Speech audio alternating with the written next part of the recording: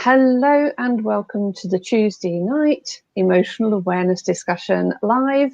And this week we are streaming live to Facebook, to my profile, to the group Reeve Brain Unchained about parenting teenagers, and also to YouTube again. So wherever you are watching from, welcome, and we hope you enjoy the discussion this evening. Very quick announcement before I move on to tonight's guest is next week. The gentleman who was going to do the interview with me next week couldn't do the evening because he's got a job that he has to work every evening now. So we will be doing a pre-record next week and then playing that at 7 p.m. So apologies for a slight shift in schedule next week. But for tonight, I have with me Geoff Laming from the Omega-3 Zone. And we're going to be talking all about mental health and how that relates as well to cellular health. So this is going to be a very interesting topic tonight. And I'm sure we can take that into a few other areas as well. But welcome, Geoff. Good to have you on the show. Yeah, thank you for having me, Kay. Nice to be here. You're very welcome. And good evening to Yvette. She's here with us already on the ball tonight. Hi. And so start, Geoff, by telling us a little bit about the Omega-3 Zone, what that means, or a bit about your background and how you got into this. Yes, the Omega-3 Zone is actually a YouTube channel that I started. Probably about getting on for a couple of years ago now, 18 months or so ago. And that arose out of me getting involved with the fitness, health, and that sort of lovely stuff. And my background is in accounting and business. So, getting involved in fitness, health, was a completely new thing for me, and the reason how it came about 3-4 years ago, and that's when I changed career direction, if you like. So I was working up in London, doing the travelling up and down every day, and not really having a life as such. And but I came to a crossroads about 6 years ago, and I eventually got involved with video marketing, set up my own business, and as a consequence of that, I joined BNI, and I met a couple of people, one in particular, who is a cranial osteopath. And he specialises in helping newborn babies and young mums. And he does some magic stuff with his hands, helping with things like colic and reflux. And we met up at a BNI meeting, and I was looking to build my video business. And he had a YouTube channel, which he didn't have time to manage. And yet he was uploading videos at that time every other day, sometimes twice a day.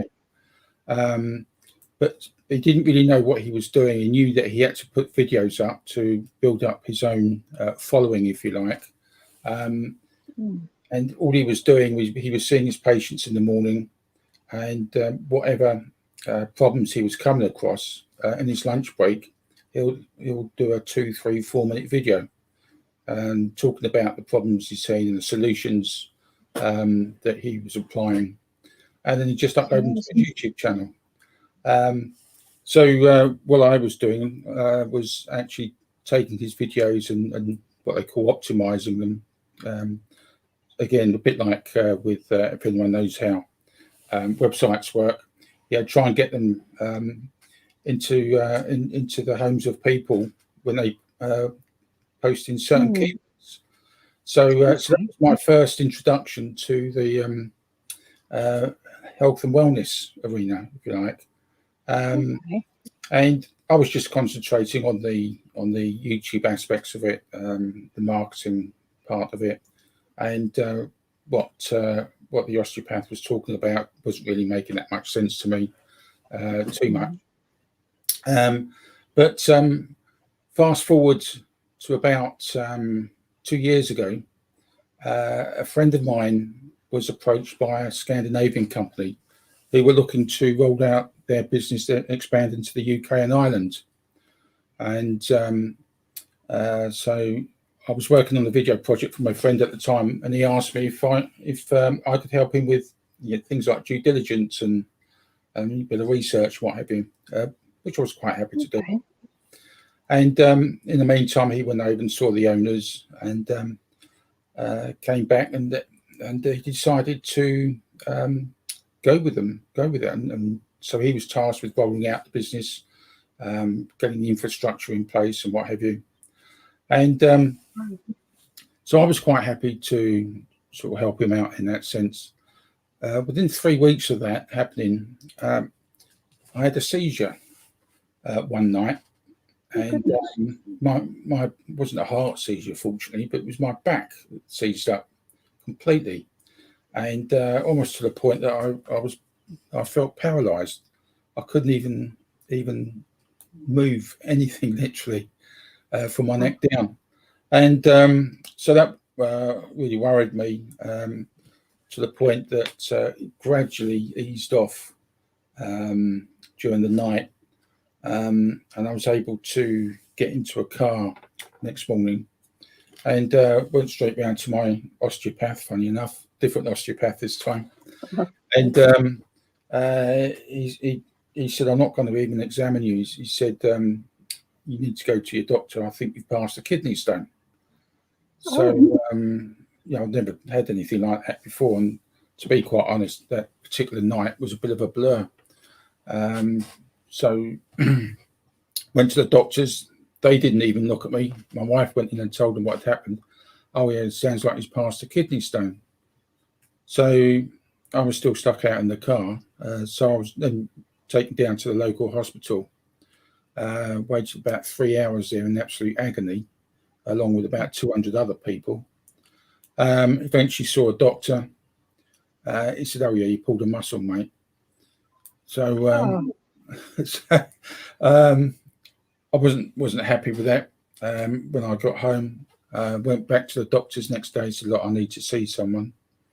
And I was given a thorough examination, and went sent off and had a X-ray. That wasn't conclusive with anything. And then eventually went to another hospital, and they said, no, it's not. You haven't passed any kidney stones. It's something in your bladder. So that set me back. Obviously, I had to have an operation and what have you. So that set me back a few months. In the meantime, my friend was carrying on building the business. He had a few other people helping him by that time. But in those 3 months, of course, I was doing a bit of research on Google, as you do, a bit of reading, what have you. And it occurred to me, I thought, well, why don't I set up a YouTube channel with regard to health and wellness and fitness? And because the business that I'm involved with is all about test-based nutrition and cellular health in particular. Okay. That's where the connection between the YouTube video and omega-3s came into play.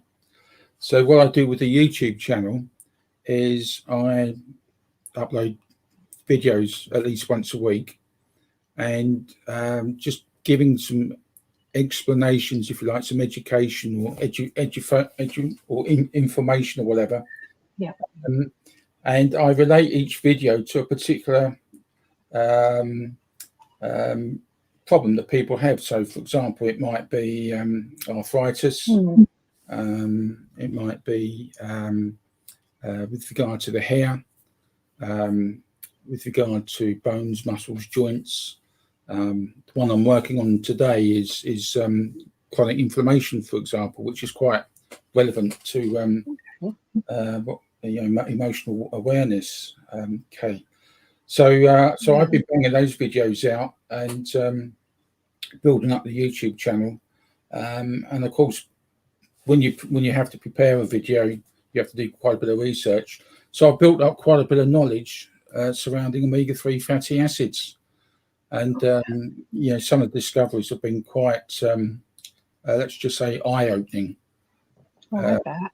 With regard to not just the way that how the body works and what have you, but also the way that the medical profession, big pharma, and the big food manufacturers have such an impact and influence on our lives, on our lifestyles.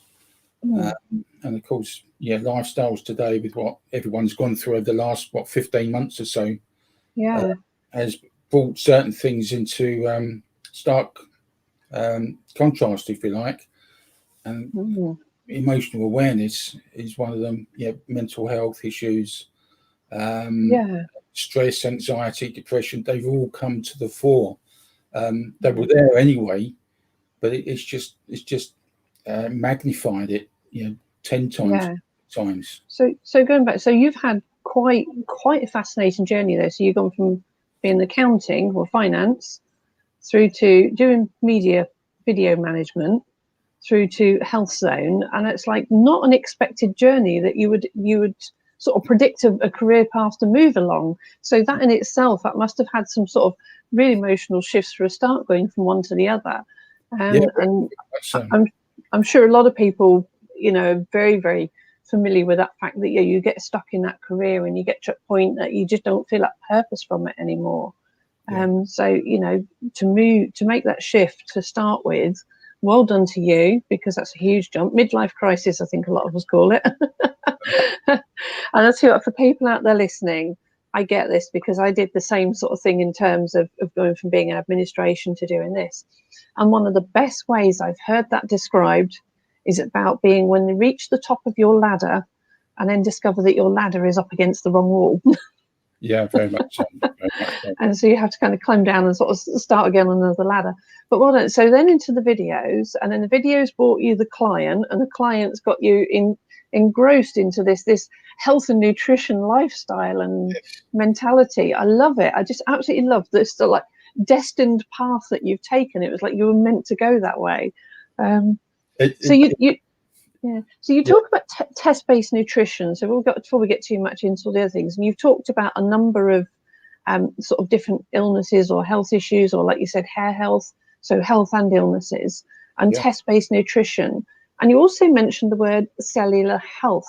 So can you just enlighten us a little bit more on this? Because it's something that, again, it came up last week. I was talking to John Hoyt about aerotoxicity, and it's all about this cellular health that seems to keep coming up. And I get a feeling you can probably shed a bit more light on that for us. Yes, I hope so. Yeah, cellular health is basically the cells in our body, basically, and every part of our body is made up of a cell. The whole body is trillions and trillions of cells, and to ensure that our cells are healthy, cellular health, to ensure cells are healthy, one of the basic things that we need to consume on a fairly equal basis is omega-6s and omega-3s, both fatty acids, and they're called essential fatty acids. And one of the reasons why they're called that is because we can only obtain them from our diet. Okay.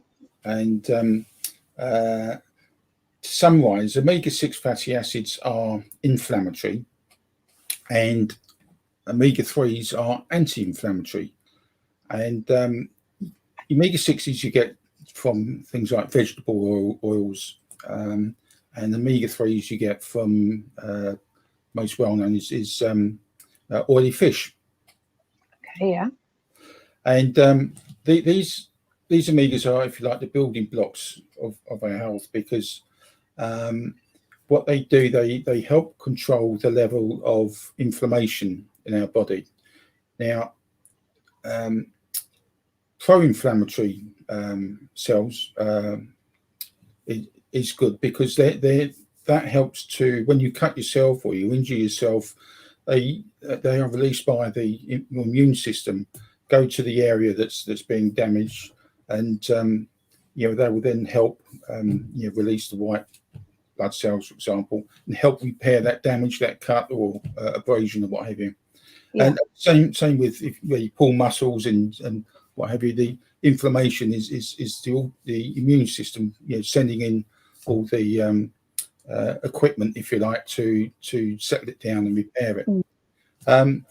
So that's good. That's good. And then on the other side of the coin, you've got the anti-inflammatory fatty acids, which are the omega-3s, and they help dampen down that inflammation, the omega-6s. In other words, they sort of rein in the omega-6s working on that part of the body to make sure that it all calms down. The problem is the ratio that our body should be in. Our DNA says it should be 1-to-1, one omega-6 to one omega-3. Right, yeah. But with the way we've evolved over the years, science now says we can have 3 omega-6s to 1 omega-3 ratio, so 3-to-1. The whole World Health Organization say it should be 4-to-1 or less. The problem is, because our lifestyle's changed over the last 100 years, we've moved from eating food that's been provided by Mother Nature. Farming methods have changed to such an extent that a lot of the nutrients and vitamins and minerals have been taken out of the soil.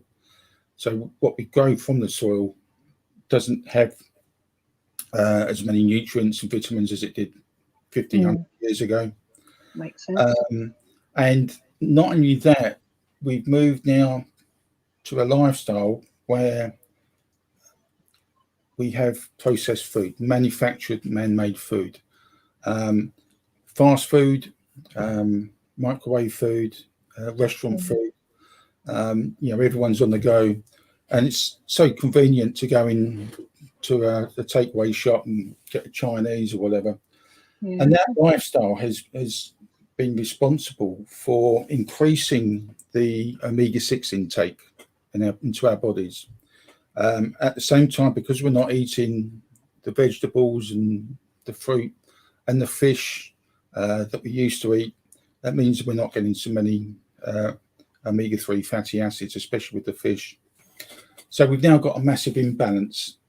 So that, if you like, the 4-to-1 ratio, if we go with that, the average person in the UK and Northern Europe now has a ratio of 15-to-1. 15 omega-6s to 1 omega-3. So that means it's very bodies are very pro-inflammatory. So just very quickly, when you were saying earlier about like World Health Organization saying 4-to-1 or should be, you mean that should ideally be like the maximum tolerance before you start to get inflammation caused by it. I'm with you. Yeah, you're absolutely right. So that's the marker, if you like. But to say 15-to-1 in the UK and Northern Europe, Australia it's 21-to-1, America 25-to-1. Now these are average figures. So it's not unusual to see people with 50, 60-to-1. Vegans, despite a lot of vegans thinking they eat a healthy diet, and they do to a large extent, but they're still missing some vital ingredients, if you like. The average vegan is 20-to-1. Wow. And there's a misconception amongst vegans because they think they get their omega-3 fatty acids from walnuts, chia seeds, flax seeds, and what have you. Unfortunately, that type of omega-3 fatty acid is what they call short chain. And it's not sufficient to make up for the omega-6s that we have in our diet. So different types of omega-3 as well. Yeah, that's right. The short, long chain, and the long chain ones are the marine based. And people think that fish create or produce the omega-3s, fatty acids. Fish don't. Fish actually get the omega-3 fatty acids from the marine algae that they eat. So edible seaweed, for human consumption, for example, is where you will get the omega-3s. So that's great for vegans because so you don't have to eat oily fish necessarily. You can also get this from the algae that the fish would have eaten. Wow. That's right. That's right. Real food chain. It is, and because of those massive imbalances, pro-inflammatory omega-6s, what that does, it means that the cells are full of the omega-6s. So when you do a healthy salad or some healthy fruit and what have you, if your reading is way above the 4:1 or the 3:1, what that means is that the cell membrane around the cell hardens. It becomes, so the higher the figure, the more impermeable, if you like, that cell membrane. And what that means, it means that the vitamins and the nutrients can't get through or struggle to get through that cell membrane into the cells and nourish the cells. Goodness. Equally, if they do, and when they do, albeit on a much slower rate than it should be, when the enzymes in the cells, if you like, have taken all the nutrients and everything and the goodness, they've then got to get rid of the waste. But that waste has got to go through that same cell membrane on the other side, if you like, and it can't get out, or it gets out at a much slower rate than it should. So if you imagine, for example, a pond, you've got a healthy stream running into the pond, water going through the pond, lots of oxygen, lots of plant life, lots of fish, and then going out at the bottom of the pond into the brook, whatever. Imagine that when that stream running into the pond gets blocked, it starves the pond of fresh oxygenated water. Likewise, that water then doesn't move out of the pond, and that pond starts stagnating. That is what is happening to our cells. It's a really good analogy. I like that one. Yeah. And so over the years, if not the decades, that those toxins and poisons, if you like, build up. And that's why we now see people suffering with all these ailments, chronic illnesses and degenerative diseases. So IBS, arthritis, cardiovascular disease, you start getting into Alzheimer's and what have you. They're just a few of the types of problems that people have. But the thing is, go on.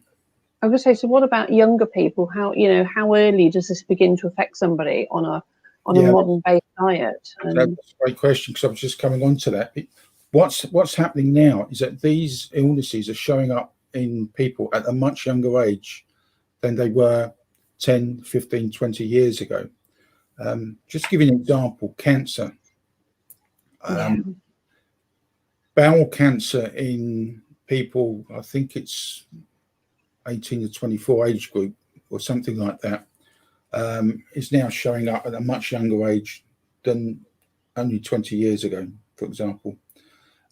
Cancers that were the domain of smokers, if you like, are now showing up in non-smokers. And this is all of this is predominantly caused by our diet. We're eating too many omega-6 rich foods as opposed to the omega-3s. And I think in the UK now, the UK is regarded as a sick man of Europe in terms of this. They reckon that between 50 and 62% on average of our daily diet is made up of processed food. Wow. Now when you compare that with places in, say, southern Italy, for example, Greece, what they call the blue zones around the world, the Inuits up in Greenland, for example, they eat a healthy diet.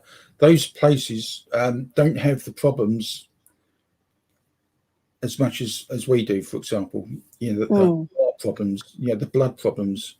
Not to say people do have those problems down there, but on a far less scale than we do.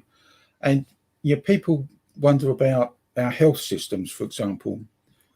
Well, the problem is that the medical profession is just dealing with the symptoms. They're not dealing with the root cause. And virtually every illness that they have to deal with stems from our cellular health. So if our cellular health isn't good, then that's going to be the catalyst, if you like, to all these other problems that we have. So that's why it's key to get your cellular health back into balance. And I sometimes, it worries me when I talk for example, personal trainers, fitness instructors, and even nutritionists for that matter as well, where they change people's diets, and they say, look, eat that'll help with your training and what have you. Well, you could have the best diet set out for you to eat, but if that goodness can't get through those cell membranes, something's got clogged up. Yeah, you got to. That's why the cellular health is really like the basic. Another analogy, if you like, is when you build a house. You got to have strong foundations. You can't build a house from sand. And that's just the same. You get your cellular health to a point where it's strong, then you can start building on top of it.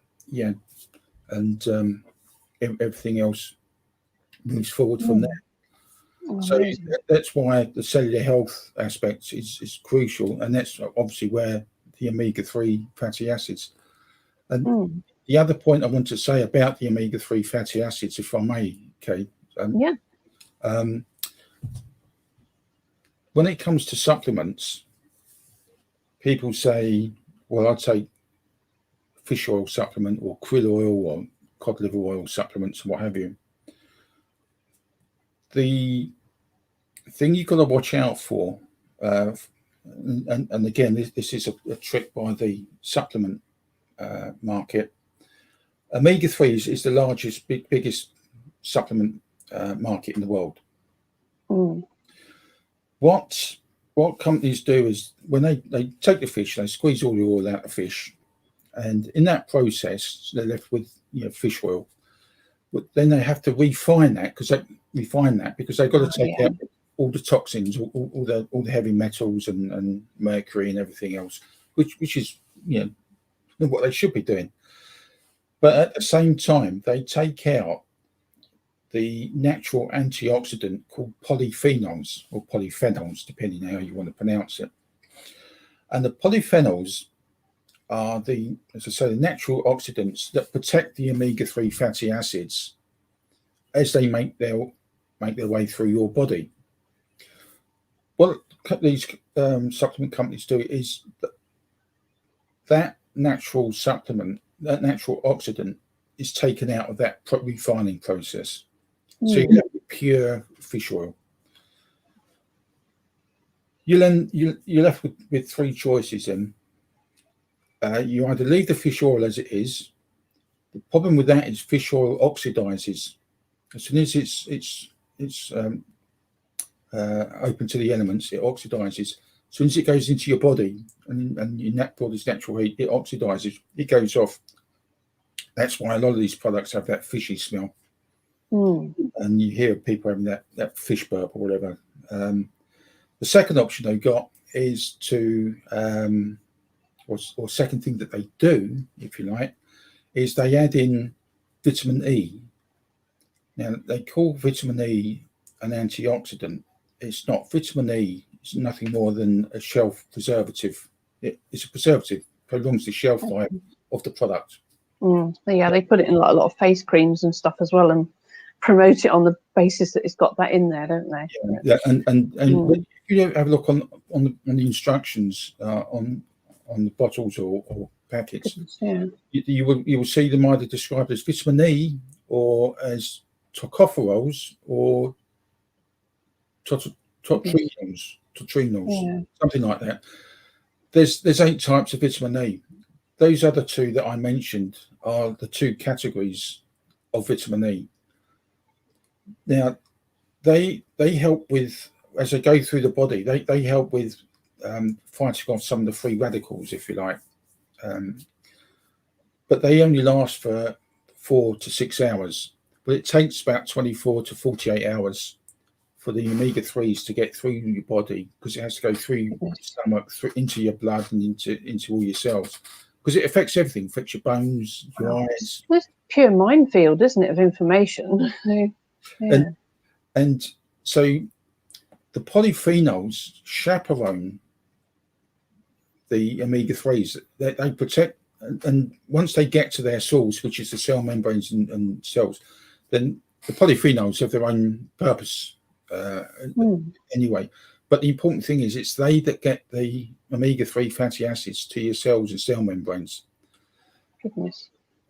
The supplements that you buy off the shelf, as I say, if they have got vitamin E, that wears off. And so by the time the omega-3 gets to your cells, they don't do anything at all. They don't do anything at all. Not nowhere near as effective. So bearing in mind, I know you want to be heading off about 1:45 because I know you've got another meeting. I'm just stacking up question after question here. Yep. I'm trying to get and ask a question. So first of all, I mean, it goes without saying that cellular health, you know, our brain is full of brain cells. You know, if we happen to have a couple, we need them to be in good health, so they can actually work together. And so obviously, it goes without saying from what you're saying is this obviously is something that can affect mental health and emotional health as well. And then there's all the actual minefield about, you know, if you're like me, I'm probably very much a perfect candidate for you in terms that, yes, I've put weight on in my more mature years and it's not shifting, like you said, despite following a reasonably rigid diet. I wouldn't say perfectly rigid. I've not got as much self-will as I used to have. So I'm working on that one. But yeah, just pure minefield of information, like you said, about all the different diet types, and then there's the vegan and the meat diet and then all the supplements as well. And then even when you actually do go, oh yeah, omega-3 is just like a little minefield in itself of information. So, you know, how would you recommend people sort of know the difference between when to say, oh, I just need to eat salad for a week, lose a couple of pounds, or whether to say, okay, we need to look at this deeper. So what sort of things would you say to somebody they need to be looking out for as a sign of having high omega-3 and high omega-6? Yeah, the easiest way is to take a simple dry blood spot test. Okay. And there's a laboratory that works out of Oslo University called Vitas. She's the largest in its world, and it does work. Some of its clients include, for example, Harvard, Stanford University, Oxford, Cambridge Universities, King's College London, the Max Planck Institute of Germany or Austria, or something like that. So it's a serious test. Gives scientists, dietitians, sports doctors, everyone across the whole spectrum, a lot of information. But the key is that test effectively measures your omega-6 omega-3 ratio. Okay. So you take the test, you get the results. For example, mine were 15.6 to 1 when I got them.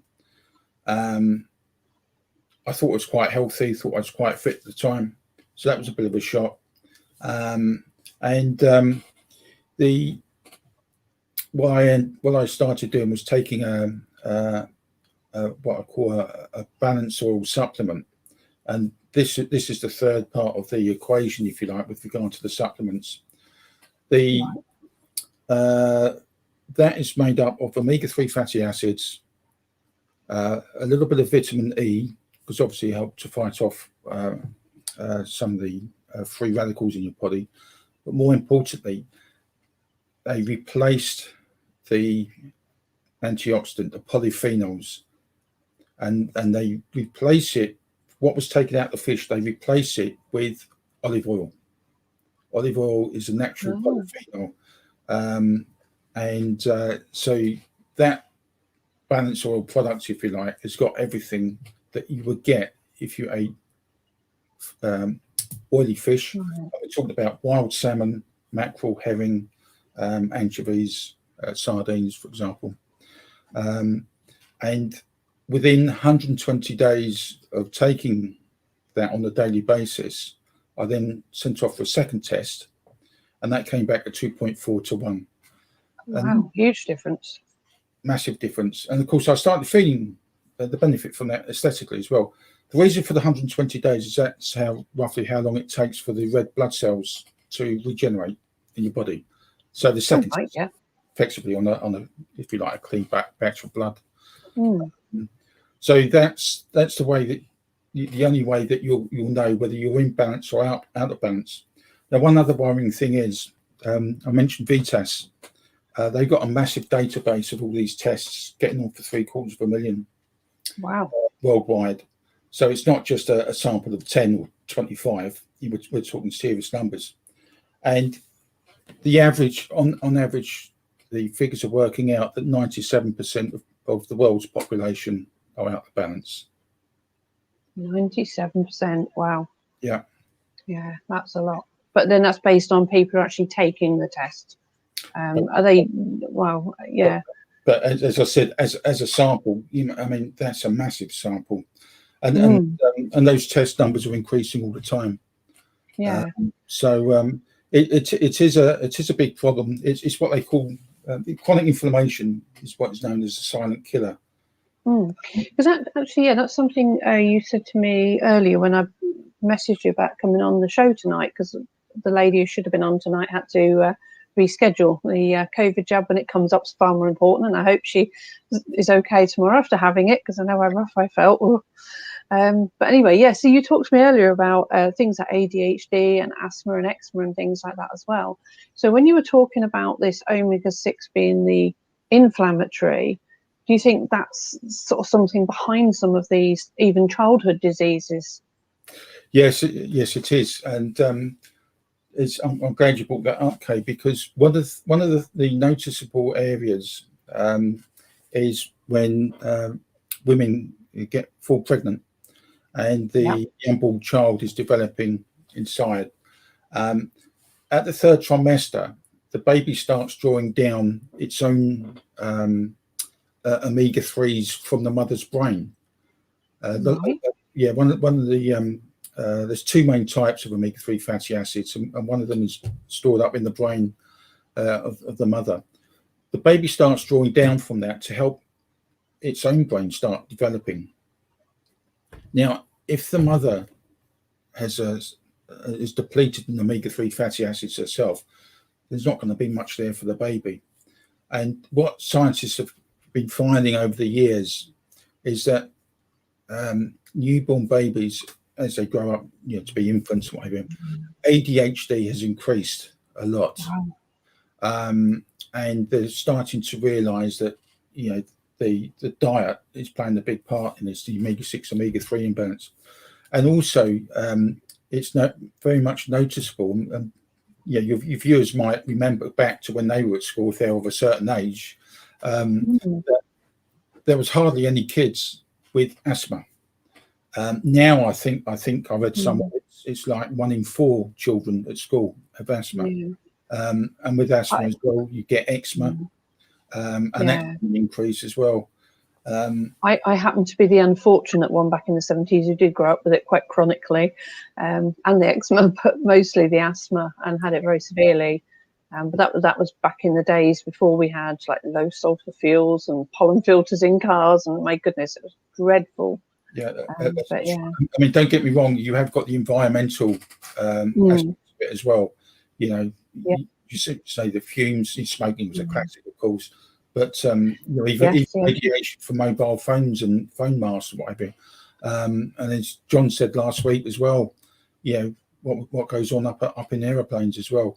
These all have impact. But the thing is, if your body is weakened anyway, you're going to be more prone to those things. And coming back to we mentioned ADHD, but these all have an impact. When you think that your gut is your second brain of the body, and the neurons between the gut and the brain are very much linked. So if you've got a problem with chronic inflammation, it's going to have an impact on stress, anxiety, depression, and then you're looking at things like Alzheimer's and dementia. They're all connected, and and it all goes back to our lifestyle, our diet. So even for children, teenagers, young adults who are suffering some of these, it could be worth getting this test done. So you're Yeah. saying just to see, even if it's ruling it out, or actually, not just to diagnose it, but also to rule it out as well. Yeah. Because then if you know it's not the diet, you know it's something else. Absolutely. Yeah. I mentioned earlier that the average, and we're talking about averages, so it could be up to 40 to 1. The UK is 15 to 1. Children are showing 25 to 1, young children. Oh, goodness. Yeah. And when you think about it, children of today, they're brought up, a lot of them aren't let out in the street like we used to be. We used to run around and burn off all the energy, climb, fall out of trees and everything. Don't see children doing that. Why? Well, a number of reasons, but one of them is because they're stuck indoors, they're on the computer or Xbox or whatever you call it. Mum and dad, busy lives, come back to fast food. So what they do, right, it's far more convenient to stick the kids in front of the television, give them a bar of chocolate, cakes and what have you, all the bad stuff. And that's the sort of lifestyle that kids are growing up in today. Yeah. So they're not getting the fresh air, they're not getting the exercise, and you can bet your bottom dollar they're getting fruit and veg. And when you're saying about diet for young people, even think those that are in the sort of 20s and 30s who went through the school education system in one of the worst diets in history. I mean, Sir Jamie Oliver, he proved without a doubt that they were actually fed in worse conditions than prisoners. They were just literally fed rubbish, just literally mushed up, reformed into turkey Twizzlers and whatever, all this other fancy stuff that looked like, oh, here's a dinosaur, eat your dinosaur, make you big and healthy, but it's probably the worst food they could have eaten. Yeah. So, we've had children growing up on horrendous diets. So even as young adults, I see a lot more people of a younger age more overweight now than I ever did when I was younger. You might have had one or two people overweight in a class or a school, but not now. It just seems to be so many of them, and it's not their fault. It's not anybody's fault they're like that specifically. It's just how society has become around diet, and it's so easy to go in or pack it, like you say, microwave it, bung it in the oven already pre-cooked, just heat it up, and wow, and it's all. Then we had all this thing about hard fats are not good for your cholesterol and everything, so people were talked away into vegetable oils, and so actually all the advice we've been given over recent years saying vegetable oil was healthier, and then it's turned out a complete opposite, and science is now and it's like almost like we're all big experiments, and it's like there's this mass sort of mass media about, oh, this is the best thing for you, so we all do it, and then sort of 10-15 years down the line, oh, that was the worst thing ever. And you keep seeing this pattern go on with different things. But everything you've said tonight, I'm no expert, but it makes sense. It makes sense to listen to it, and it makes so much sense. But like you said, yes, there are pollution factors as well, but it's funny how some people can go through exactly the same environment. There's a question I've always had: why is it I can stand in the same place as somebody else and I could have an asthma attack or a hay fever outburst and they don't? And the difference is, like you said, it's got to be something to do with cellular health. And some people might just be genetically more prone to it as well. But there's got to be something more behind it all. So it's absolutely fascinating that you've had this talk with me this evening. Yeah. And oh my goodness, go on for hours. Not where your time. But you mentioned obesity. Yeah. That's a massive problem, and again, it's another one of those problems that are increasing all the time, putting more pressure on the national health and other health services around the world. And from obesity, you get diabetes. You get hormonal problems, cardiovascular problems, blood problems. It just multiplies, and it's really frightening. And if anything good comes out of this COVID business, is that people got to realise now they've got to take responsibility for their health, or more responsibility for their health and their family's health, because Big Pharma are just providing the drugs to keep you on that wheel, if you like. Yes. Doctors are just giving you drugs just to down the symptoms and creating more health problems for you. And the supplement companies are taking your money and you're not getting what it says on the tin, basically. And doctors are so limited to what they can do. And I think that's the other thing. Over the last sort of 10, 20 years, or 10, 15 years, it's become so much more obvious in the media and everything that, when I was younger, I remember a doctor was like always the go-to person. If you didn't feel well, you go to your doctor, you trust them. But we're now starting to realise that they are restricted by guidelines to what they can offer, and they can't offer holistic therapies and other solutions. They can only offer what's in the Western medicine guidebook, and and if they don't follow that, they can lose their certificates, and they can lose their right to be, to practice as a doctor. So it's really difficult for them as well. So you're right, it has actually got to a point where I think more and more people are becoming awake to the fact that we need to deal with our health. Absolutely. I mean, if you've got a bad injury or you're really genuinely sick, then yes, there are times a doctor is absolutely your first port of call. So it's not about avoiding them altogether, but it's about having that sensibility about when to say, actually, this is something I could deal with on my own. I could deal with it separately. And the more people that do that, the more cost effective that's going to become over time as well. So I know at the moment, a lot of private care is also, again, a big issue around cost. But no, you're absolutely right. And another two frightening things. Sorry to be doom and gloom, but young doctors of today, what's normal to a doctor of today wasn't normal to a doctor of 50 years ago. No. And the reason for this is if you take things like fibromyalgia, eczema, asthma, type 2 diabetes, they are what I call lifestyle diseases. Fibromyalgia wasn't around 50 years ago, 100 years ago. Type 2 diabetes wasn't as much as a bigger problem as it is today as it was 100 years ago. In fact, type 2 diabetes was quite rare. Same with asthma, eczema. These are all illnesses that have grown over the last 50 years because of the change. Well, medicine's improved, medicine it doesn't make sense. No, it doesn't make sense. And now the life expectancy of a man in the UK and the US is now 3 years lower than it was a few years ago.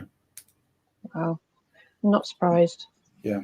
Mind you, I must admit the pandemic's not going to help those figures, but it's but that aside, I know what you're saying. There are so many other things kicking in, and like you said, the cancers and things as well. Yeah. And it's like when I was younger, growing up, cancer wasn't something I ever knew anybody to pass from.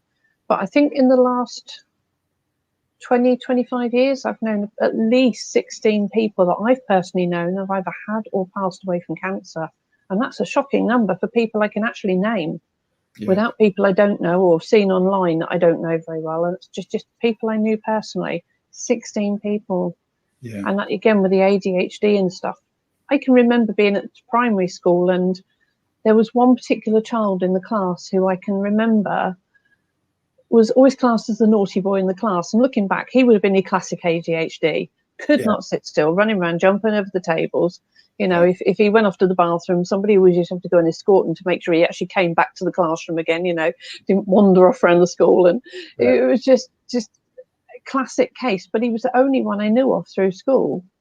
The one or two that I look back may have been more like on the Asperger's route, but there wasn't a lot of that. And yet now this is like several per class, Teachers have got a nightmare with it all. So definitely something's changed in society, in genetics, in cellular health as a whole of the society. So I am so fascinated by everything you've talked about tonight. And I think we could lead that into a whole other conversation. Definitely. But I'm aware you've got 10 minutes to go and have a quick break for your next meeting. So I'll say thank you so much, Geoff. No, you're welcome. What we'll do is when you've done your meeting, I'll find the YouTube link because I've got that. I did save that earlier today. I'll pop that in here, and I'm assuming the YouTube will link back to any other websites. Well, I need to give you some links as well, if that's all right. Okay, we'll do that. Yeah, till after. Yeah, do that, and feel free to come back and pop them in the chats. Yeah, and then I'll pop them into the YouTube comments as well, so that anybody watching on YouTube later can catch them. But that's amazing. But thank you so much, and thank you to Yvette for watching, and anybody else who's watched in live. Seen a few people popping in and out. Yeah. And anybody watching on the replay, again, thank you very much. And always glad for some comments below, some feedback on what you thought of the talk. Thumbs up. Don't forget to subscribe on YouTube. I've got to start saying that now. We're going to start streaming live to YouTube. Don't forget to subscribe. And we will see you again at 7 o'clock next Tuesday, except it will be a replay, which will be pre-recorded as opposed to live next week. And then the week after that, we should be back live at 7 p.m. again. Thank you so much. And thank you to Geoff, and see you all again next week. Thank you, Kat. Thank you. Night.